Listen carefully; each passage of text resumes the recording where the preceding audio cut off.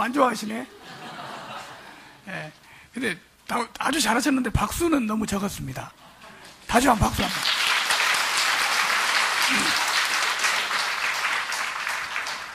예, 우리 하나님 말씀 보겠습니다. 열왕기상 19장 10절 말씀입니다. 열왕기상 19장 10절 말씀.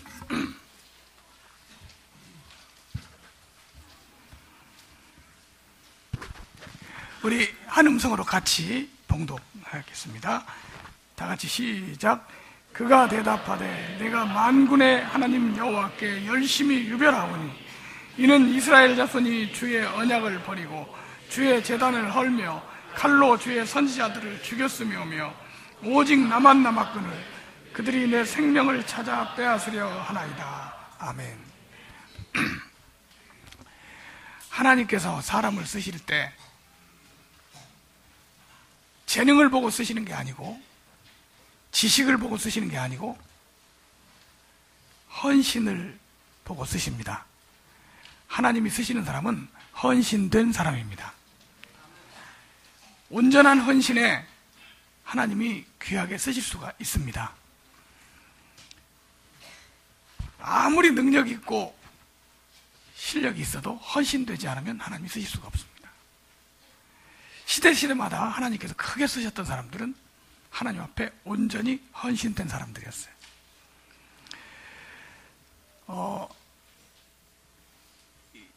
기독교 역사의 가장 위대한 전도자, 그러면 무디 선생을 들 수 있습니다. 근데 이 무디가 어렸을 때 어느 부흥회에 참석했어요. 그 부흥회에서 하나님께 온전히 헌신된 사람을 찾고 있다. 하나님께 온전히 헌신된 사람을 통해서 하나님이 큰 역사를 일으키실 거다. 재능이 아니라, 지식이 아니라, 인물이 아니라 헌신된 사람을 찾고 있다. 이 말씀을 듣고 감격의 눈물을 흘렸다고 그래요. 그래서 그때부터 무디는 자기 인생을 완전히 하나님께 드리고 헌신했어요. 그래서 그의 평생에 100만 명을 그리스도께로 인도하는 위대한 전도자가 됐습니다. 하나님이 그를 귀하게 사용하셨습니다. 오늘날도 하나님께서 이렇게 헌신된 사람을 찾고 계십니다.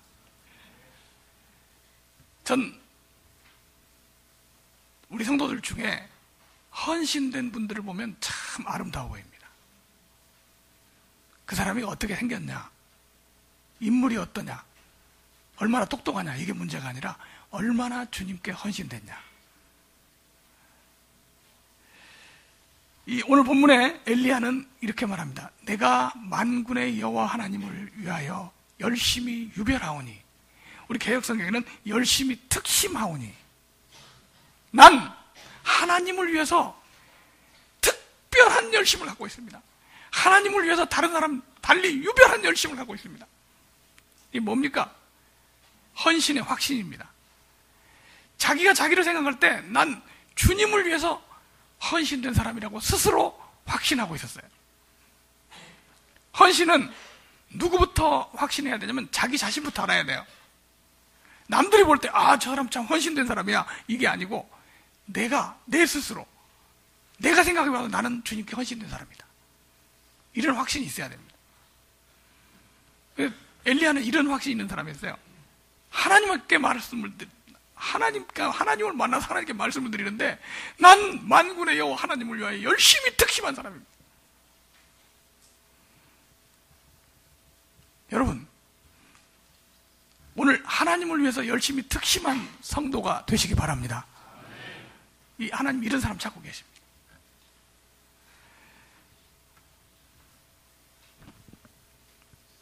그가 대답하되 내가 만군의 하나님 여호와께 열심히 유별하오니 이는 이스라엘 자손이 주의 언약을 버리고 주의 제단을 헐며 칼로 주의 선지자들을 죽였으며 오직 나만 남았거늘 그들이 내 생명을 찾아 빼앗으려 하나이다. 왜 엘리야는 이렇게 특별한 헌신의 마음을 가지고 있었는가? 어떻게 이렇게 헌신될 수 있었는가? 850대 1로 우상의 선지자들과 싸워서 이긴 그 능력은 어디서 나왔냐? 엘리야의 헌신에서 나왔습니다. 이 헌신은 어디서 나왔냐? 우리 일대지 같이 한번 읽어보겠습니다. 시작. 시대를 이 사람이 헌신된 사람인 이유는요, 그 시대를 볼 수 있는 눈이 있었어요. 엘리야 시대가 어떤 시대입니까? 가장 악한 시대, 하나님을 가장 많이 거역하는 시대, 아합 왕의 시대였습니다. 아합은 바알 제사장의 딸을 이세벨을 부인으로 삼아서 전 이스라엘 나라를 우상의 나라로 만들어버렸어요. 다 우상 섬겼습니다. 그리고 하나님의 선지자들을 다 죽였습니다. 이런 악한 시대에 아주 귀하게 쓰임받는 사람이 엘리야였습니다.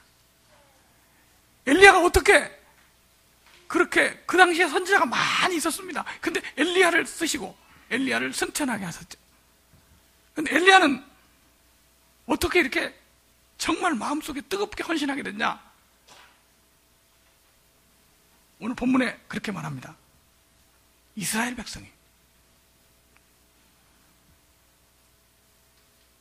이스라엘 자손이 주의 언약을 버리고, 하나님의 백성이 뭐를 버렸어요? 주의 언약을 버렸어요. 그리고 주의 제단을 헐며 칼로 주의 선지자들을 죽였으며며. 그러니까 지금 그 시대가요, 어떤 시대입니까? 하나님을 섬기는 백성이 하나님의 언약을 버렸어요. 그리고 주의 제단을 헐었어요. 선지자들을 죽였어요. 이런 상황에, 이게 사람들이 이때는 전 국민이 어떻게 다 미혹이 된 거죠. 그리고 하나님을 바알로 생각했어요. 바알이 하나님인 줄 알았어요.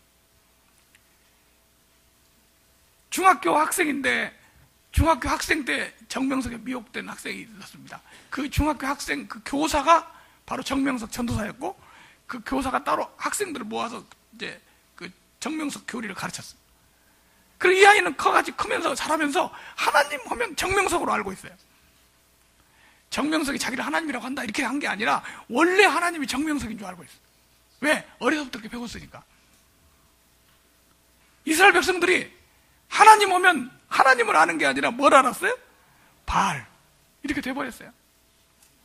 지금 북한 백성들이 김일성이가 천지를 창조한 것처럼 알고 있는 것처럼 비를 내리고 뭐 이렇게 다 미혹이 된 거죠. 이런 상황에 엘리야는 그것을 눈을 뜨고 봤어요. 하나님의 백성이 하나님의 언약을 버리고. 여러분, 이스라엘 백성들이 하나님과 언약한 언약의 백성이거든요. 무슨 백성이요? 언약의 백성. 하나님께서 약속하신 그 약속을 믿고 하나님과 언약을 맺어진 특별한 백성인데, 이스라엘 백성이 하나님의 언약을 버렸습니다. 이 시대, 오늘날 이 시대도 엘리야 시대와 같은 시대입니다. 세상 사람들, 저 안 믿는 사람들, 세상 사람들이 어떻게 하나, 이게 문제가 아니에요. 세상 사람들은 악하죠. 하나님 모르니까. 근데 문제는 하나님을 믿는 하나님의 백성들이 어떠냐, 이게 중요한 거예요. 지금 하나님의 백성들이 주의 언약을 버립니다. 오늘 우리에게 주신 언약이 뭐죠? 복음이죠. 지금 순도 100% 복음을 듣기가 굉장히 어려운 시대가 됐습니다. 이상하게 비비 꼬아가지고 복음을, 진짜 100% 제가 요즘 얼마 동안 인터넷에 나온 많은 그 설교들을 한번 들어봤어요. 때로는 복음이라고 말하고 십자가라고 말하는데 이게 실제 복음이 아니야. 정말 진짜 100% 복음을 듣고 깨닫는 게 쉬운 일이 아닙니다. 지금 이 시대가 그런 시대가 됐습니다. 교회는 많습니다. 설교하는 사람도 많습니다. 유명한 스타 설교자들도 많습니다. 근데 복음을 100% 복음을 전하는 사람이 극히 적습니다. 복음을 듣고 구원받기가 쉽지 않습니다. 주의 백성이 주의 언약을 버리며, 엘리야가 그걸 보고 마음이 뜨거워졌습니다.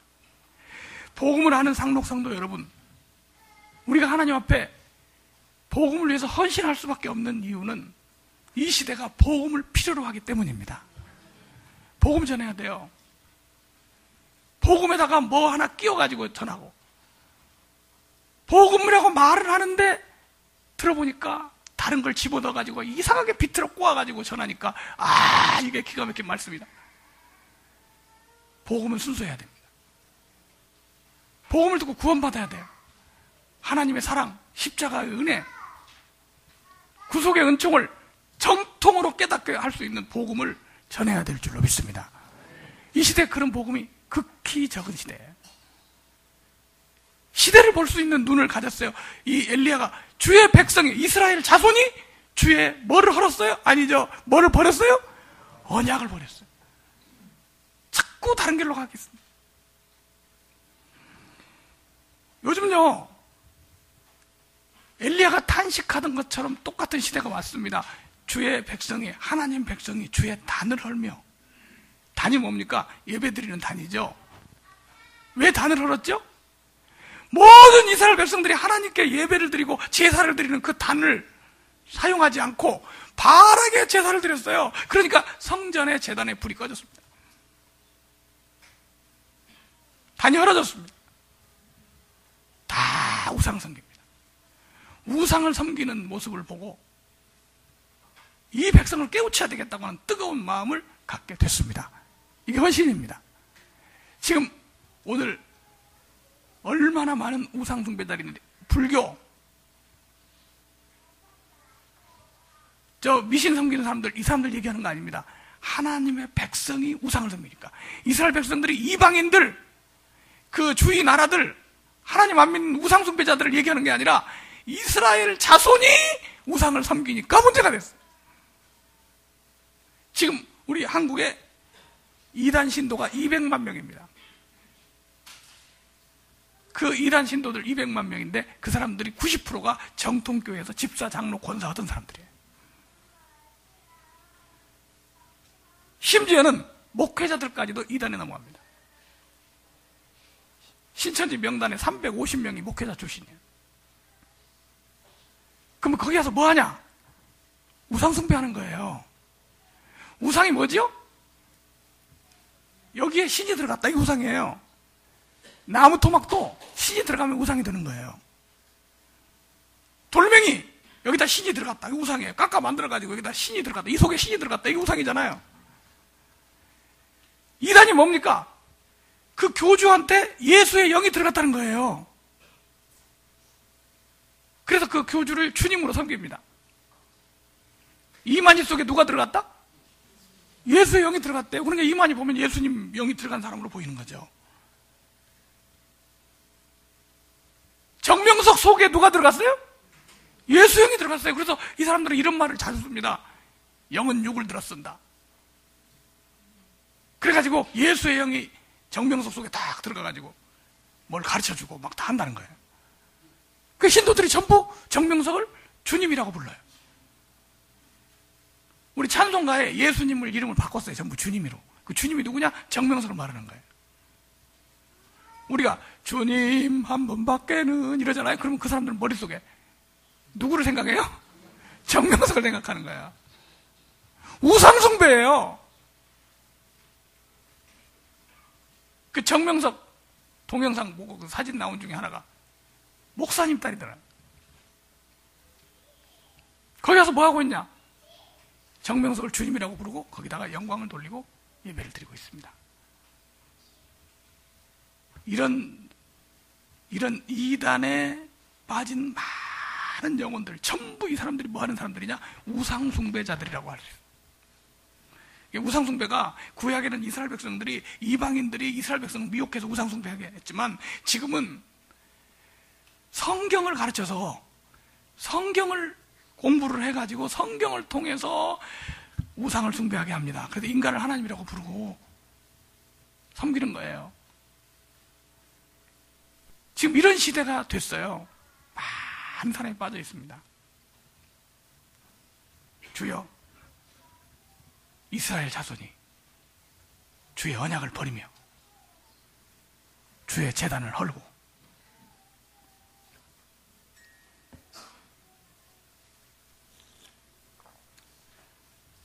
교주를 하나님이라고 하지 않는 이단은 그러면 그렇지 않냐? 그렇지 않습니다.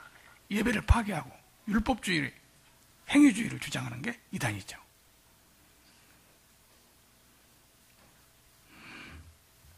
지금 한국 교회는 한국 기독교 역사에 가장 많이 이단이 활동하는 시대가 됐어요. 아주 많이 활동. 제가 어느 저쪽 미아리 쪽에 어느 교회 집회를 갔는데 그 목사님이 저한테 그러더라고요. 진 목사님 난세에 나오신 분이네요. 난세가 뭡니까? 그랬더니 이단 때문에 이렇게 고통스럽게 이렇게 어려움 당하는 시대인데 목사님이 이거 난세의 영웅이라는 거예요. 난세인지 어쩐지는 모르겠어요. 근데 하나님 백성들이 지금 너무 쉽게 미혹되고 빠져들어가는 것은 사실입니다. 시대를 볼 수 있는 눈을 엘리야는 가졌어요. 오늘 이 엘리야 같은 사람들이 누구냐? 바로 우리 상록 성도들인 줄로 믿습니다. 이 시대는 정말 우상숭배하는 시대. 교묘하게 이걸 교묘하게 가르쳐서 우상숭배하는 시대. 복음을 변질시키는 시대. 순수한 복음을 교묘하게 변질시켜서 행위를 집어넣고 교묘하게 변질시켜서 어렵게 만들고 이게 다 아합의 시대와 같은 시대가 됐습니다. 주의 선지자들을 칼로 죽여. 지금요 얼마나 많은 정말 복음 전하고 하는 사람들이 어려움을 당하고 고통을 당하는지 몰라요. 이거 공격하니까.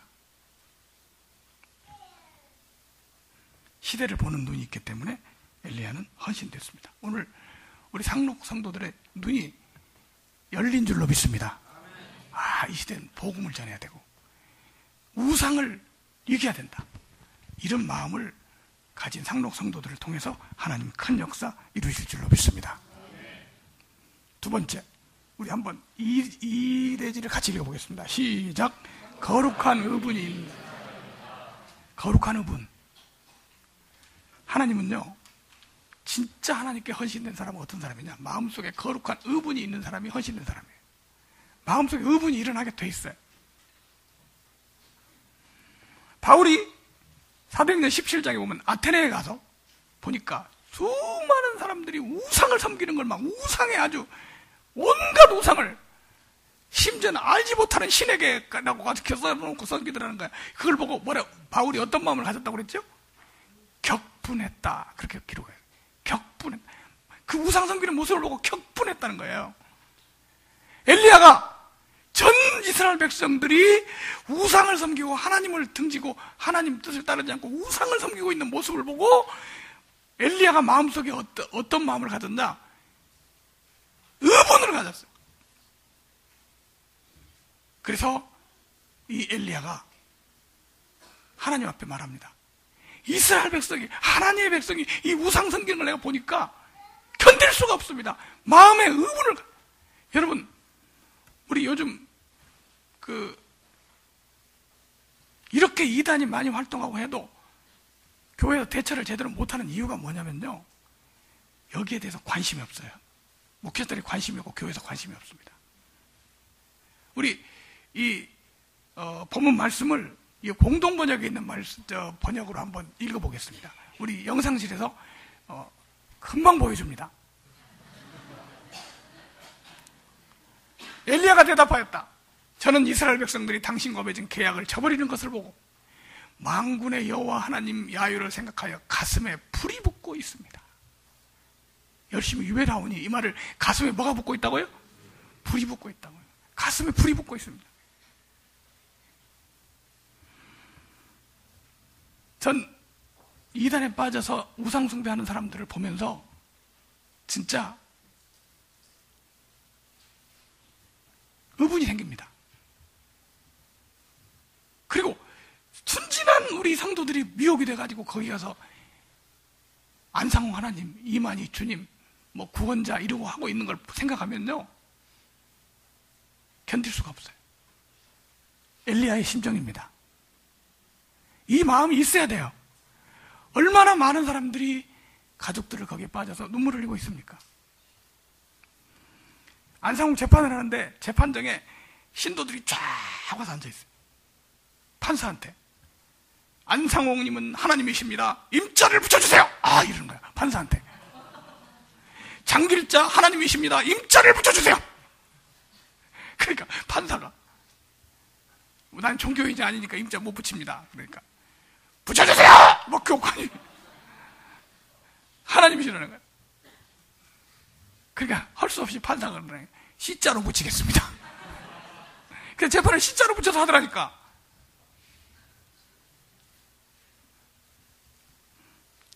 장길자가 하나님 노릇을 하고 있다 이랬더니 고소를 했어요. 하나님인데 하나님을 갖다가 하나님 노릇을 하고 있다는 것은 하나님 아니라는 거 아니냐. 아니 지네들이는 하나님이라고 하지 우리가 하나님이라고 합니까? 완전히 얘네들이 보니까요 미쳤어요. 거기 가서 그거 하고 그 믿어지게 하는 게 다 사단의 역사고 악령의 역사입니다. 네? 정명석 성도 어떤 성도 상담하는데 울어요. 선생님 하면서 울어. 목사님 지금 이거 강의하신 거 이거 책으로 내실 거예요? 그러더라고. 그래서 책으로 내야죠. 그랬더니 통곡을 하고 오는 거야. 왜 그러냐? 우리 선생님 어떡하라고 이래. 아니 틀린 거 알았으면 나와야지. 야, 이 우상에 미혹된 게 얼마나 무서운 일입니까? 그 순진한 사람들이 미혹된 걸 보고 그리고 거기에 빠져서 방황하는 걸 보고 이단에 빠지고 소용없어 놔둬버려 이게 아니고요. 그 사람들을 건져내야 되겠다는 뜨거운 마음이 있어야 될 줄로 믿습니다. 우리 가끔 회심에서 개종하는 사람들이 가짜 개종이 있잖아요. 개종한 척하고 효하고 연기하고 하는 거. 그건데 우리가 그거 알아보지요. 돌아온 사람은 특징이 있어요. 정말 돌아온 사람은 거기 있는 사람을 건져내야겠다고는 뜨거운 마음이 마음속에 생기는 겁니다. 그 사람들은 아직 모르고 있어요. 그 불쌍한 생각이 들어가는 거야. 어떤 사람 울어. 그 사람들 건져내야 된다.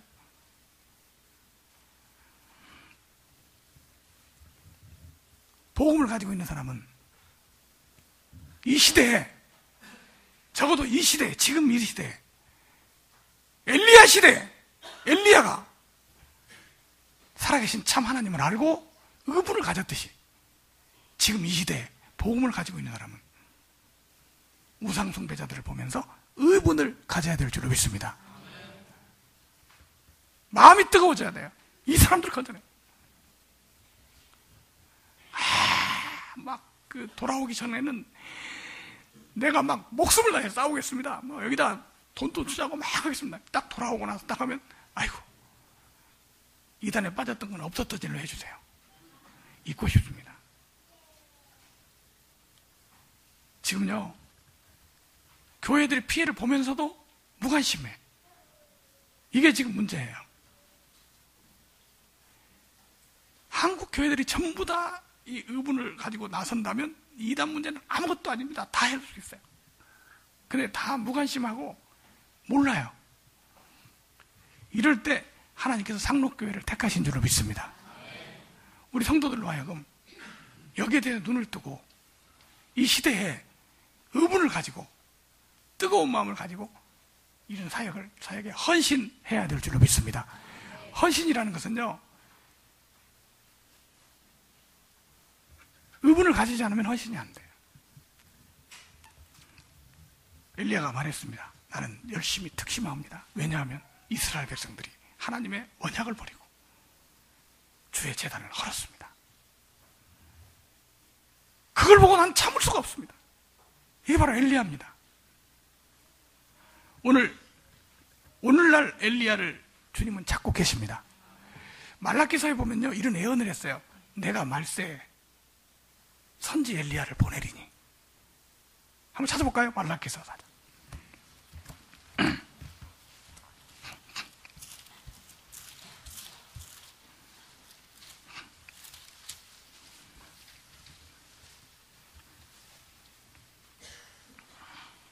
말라기 4장입니다. 4장 5절 말씀입니다. 보라, 여호와의 크고 두려운 날이 이르기 전에. 무슨 날이 이르기 전에? 크고 두려운 날. 크고 두려운 날이 언제입니까? 예수님 재림의 날이죠. 그 날이 이르기 전에 내가 선지 엘리야를 너희에게 보내리니. 여러분, 엘리야와 같은 마음을 가진, 엘리야와 같은 의분을 가진 그런 하나님의 종들을 말세 하나님이 보내시겠다는 얘기입니다. 오늘 이런 사람들이 필요합니다. 근데 그 보내시겠다고 했는데 그 사람들이 누구냐? 바로 오늘 상록 성도들인 줄로 믿습니다. 내가 복음을 위해서 저 우상 숭배자들의 우상을 밝히는 귀한 사역을 내가 감당해.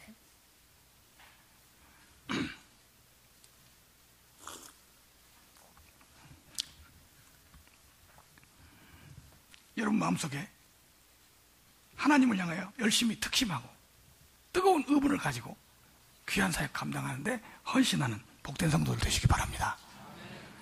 우리 세 번째 같이 한번 읽어볼까요? 시작. 핍박과 예.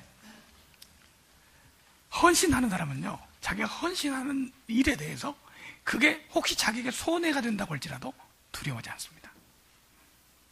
그 일을 통해서 자기가 어려움을 당한다고 할지라도, 고난을 당한다고 할지라도 두려워하지 않습니다. 왜냐하면 거기에 헌신됐기 때문에. 엘리야는요, 목숨 걸었죠. 엘리야를 찾아서 죽이려고 다닙니다. 아합이 엘리야를 죽이려고 해요. 근데 아합 앞에 나타났어요. 아합이 엘리야를 보자마자 뭐라고 하죠? 이스라엘을 괴롭게 하는 자요! 이럽니다. 내가 이스라엘을 괴롭게 하는 게 아니라 당신이 하나님을 버리고 우상을 숭배하니까 이스라엘이 어려움을 당했으니 당신이 이스라엘을 괴롭게 하는 자다. 오늘 내가 하나님이 어떤 바알이 하나님인지 여호와가 하나님인지 보여주겠다. 선지자 다 나오라고 그래. 바알 선지자, 아세라 선지자 850대 1로 갈멜산에서 대결했잖아. 아합에게 나타나기만 해도 죽는데 이 사람은 아합 앞에 가서 당당하게 경고하고 선포합니다. 내 말이 있지 않으면 3년 반 동안 우로가 있지 아니하리라. 이슬과 비가 내리지 않는다. 엘리야는 목숨 걸고 사명을 감당했습니다.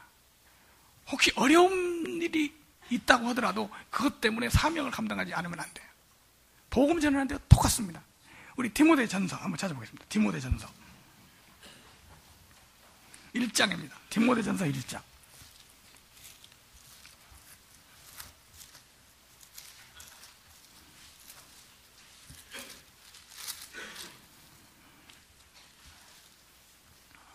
디모데 후서 1장 8절입니다.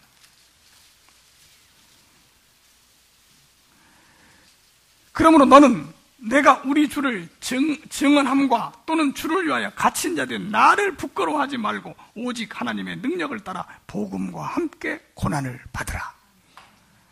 한번 따라하겠습니다. 복음과 함께 고난을 받으라. 예. 지금 바울이 감옥에서 쓴 편지입니다. 내가 지금 구속됐어요. 구속돼서 있는데 나 부끄러워하지 말고 너도 복음과 함께 고난을 받으라. 복음 전하려면 고난 받을 각오를 해야 된다 이거죠.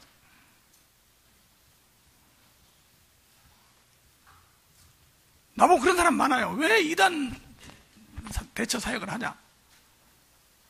요거도 먹죠? 온갖 모함 당하죠? 고소당하죠? 왜 그거 합니까? 고난을 두려워했으면 절대 못합니다. 제가 전주에서 올라오기 전에 어떤 목사님을 한번 만났는데 저한테 그러더라니까. 목사님 그런 거 하지 마세요. 복음만 전하세요. 자기는 복음만 전하는데 일 안 하는 사람 치고 고소당하고 고통당하고 요거도 먹고 무슨 뭘 하고 그런 짓을 합니까? 자기는 복음만 전해서 복음 전하려면요 이게 아주 필요한 겁니다. 이게 바로 복음 전하는 거예요. 그랬더니 아니래. 그런 거 하지 말고 복음만 전하래. 얼마나 미운지 말을 못 알아들어. 그래서 몇 년 지났는데 나한테 전화가 왔어요. 그 교회 장로가 이단에 빠졌어. 와서 집회도 해주고 구해달래. 그래 내가 그랬어요. 나는 복음만 전합니다.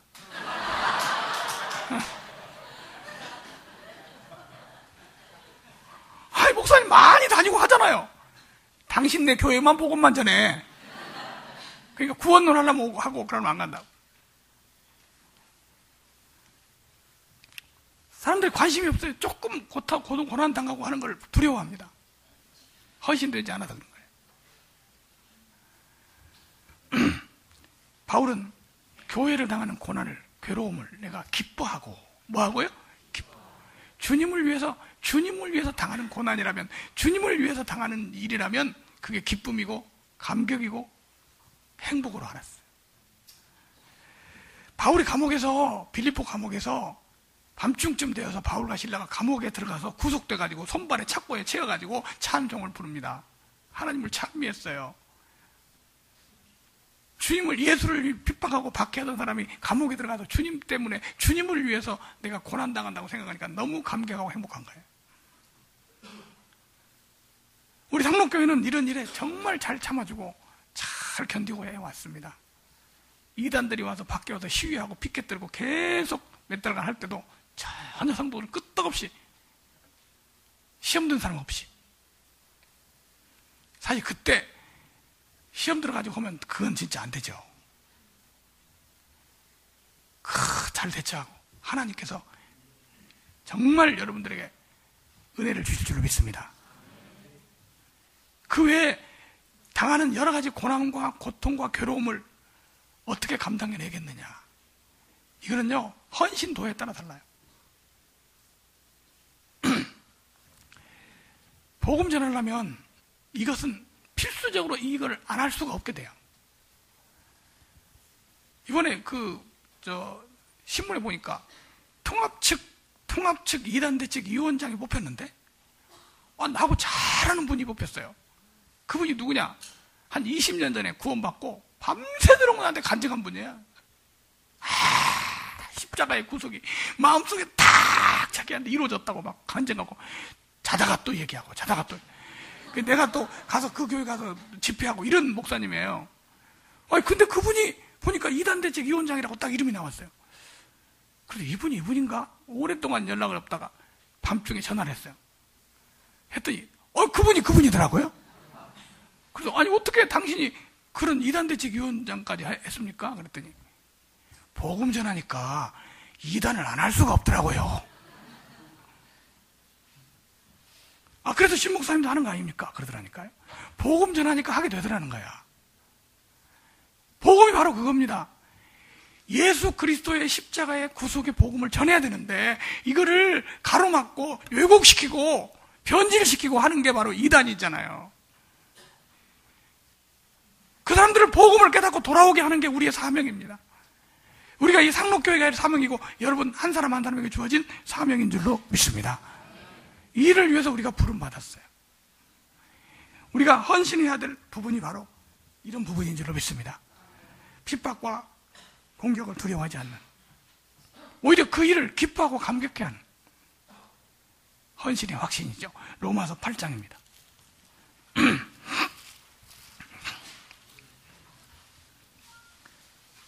로마서 8장 36절 35절부터 봅니다. 누가 우리를 그리스도의 사랑에서 끊으리요? 환난이나 공고나 박해나 기근이나 적신이나 위험이나 칼이라 기록된 바 우리가 종일 주를 위하여 죽임을 당하게 되며 도사를 양같이 여김을 받았나이다 함과 같으니라. 우리가 종일 주를 위하여 죽임을 당하게 되며, 종일 주를 위하여, 누구를 위하여? 주를 위하여 하는 게 바로 헌신입니다. 주를 위하여. 내가 도사를 양처럼 죽임을 당하고 모욕을 당하고 능욕을 당해도 주를 위하여 하는 일이라면 이게 바로 복이고 기쁨이고 행복입니다. 바울은 그런 확신이 있었어요. 헌신의 확신입니다. 내가 종일 주를 위하여 하고. 여러분, 우리의 삶이 주를 위한 삶이 되어야 될 줄로 믿습니다. 누구를 위한 삶? 주를 위한 삶. 교회 가서 일하는 것만 주를 위한 삶이 아니에요. 여러분의 가정, 직장, 사업, 공부, 학업 다 주를 위한 일로 하셔야 될 줄로 믿습니다. 이거 왜 내가 돈 벌어야 되냐? 주를 위해서. 주님 사역하기 위해서. 왜 공부 열심히 하냐? 주를 위해서 하는 거예요. 여러분, 주를 위해서 하시기 바랍니다. 전주 전북대학교 여자 교수 한 분이 우리 교회 집사님이 있었어요.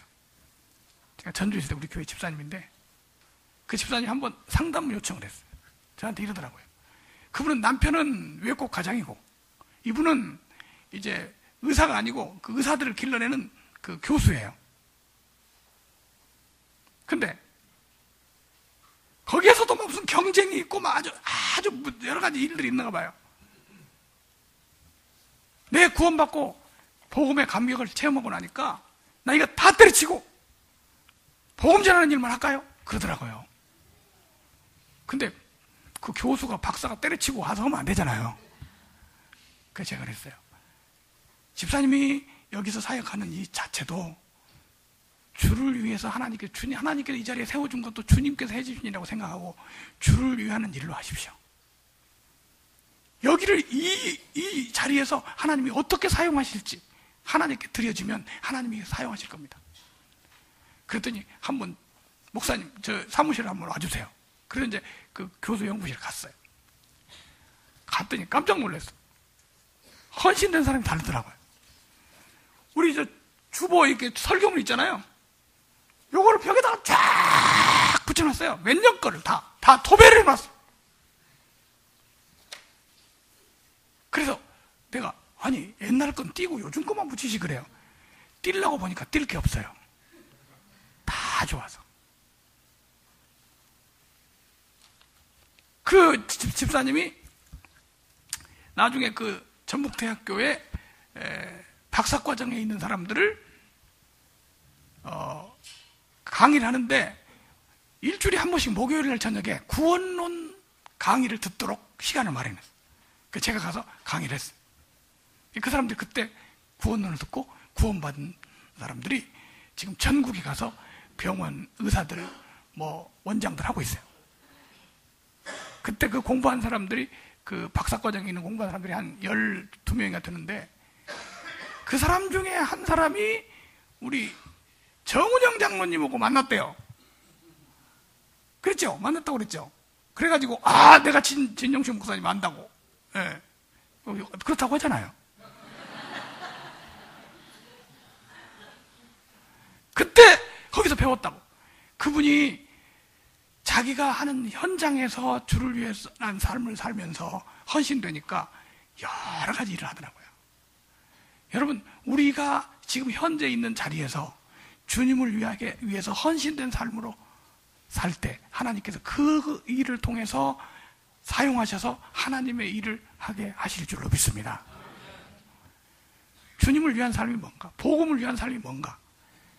내가 현재 있는 모든 것, 나에게 주신 것, 나에게 주신 재능이나 지식이나 건강이나 모든 게 다 주님을 위해서 사용되는 삶이 되는 거. 이게 바로 헌신인 줄로 믿습니다. 우리가 살아도 주를 위해 살고 죽어도 주를 위해 죽나니 그러므로 우리가 사나 죽으나 주의 것이로다. 이게 바로 헌신의 확신입니다. 오늘 엘리야 시대와 같은 이런 시대에 사는 우리 상록 성도 여러분들, 눈을 크게 뜨고 이 시대를 바라보면서 하나님 나라 복음을 위해서 진정 헌신된 사람이 되어 귀하게 쓰임받는 주의 종들이 되시기를 주님의 이름으로 축원합니다. 기도하겠습니다. 거룩하시고 감사하신 아버지 하나님, 하나님께서 저희들을 이 세대에서 건져주시고 구원받게 하시고 하나님의 자녀 되게 하심을 감사합니다. 복음을 알지 못하고 방황하는 많은 영혼들, 잘못된 복음에 빠져서 방황하는 영혼들, 이들을 건져내기 위해서 우리 상록교회를 세워주시고 우리 성도들에게 사명 주신 줄로 믿습니다. 이 사명 감당할 수 있도록 능력 주시고 엘리야가 마음이 불타던 것처럼 우리 마음속에 뜨거운 마음 주셔서 헌신하게 하옵소서. 그래서 하나님께 영광 돌리는 하나님의 종들 될 수 있도록 축복해 주시옵소서. 예수님의 이름으로 기도하옵나이다. 아멘.